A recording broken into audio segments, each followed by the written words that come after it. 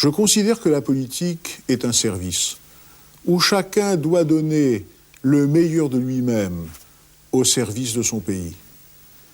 Un service qui ne doit être inspiré que par le seul souci de l'intérêt national. Professeur, c'était sa vraie nature. Économiste de liberté, attentif à la compétition mondiale, exigeant sur les déséquilibres et les déficits.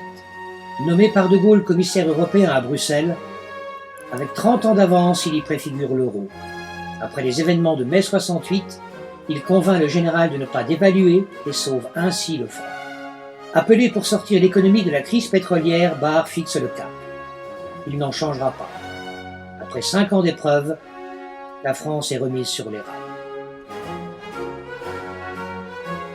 Entre Barre et les Français, c'est une question de confiance. Candidat à la présidentielle de 1988, longtemps donné vainqueur, il n'est pourtant pas élu.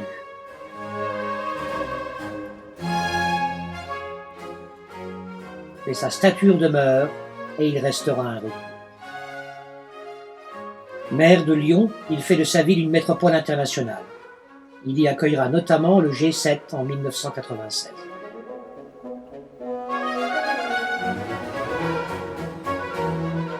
Barre, un homme singulier dans la vie publique. Il avait confiance en la France, il inspirait confiance aux Français. Au fond, l'avenir des Français est en eux et en eux seuls.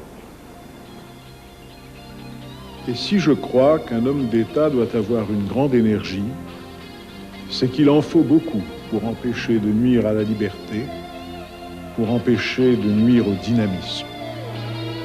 Il existe un juste milieu entre le socialisme dogmatique et le libéralisme échevelé.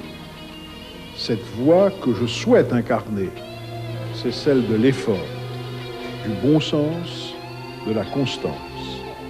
Pour tenir le cap, il faut s'inscrire dans la durée. Chacun d'entre nous possède l'avenir de la France. Chacun a son rôle à jouer.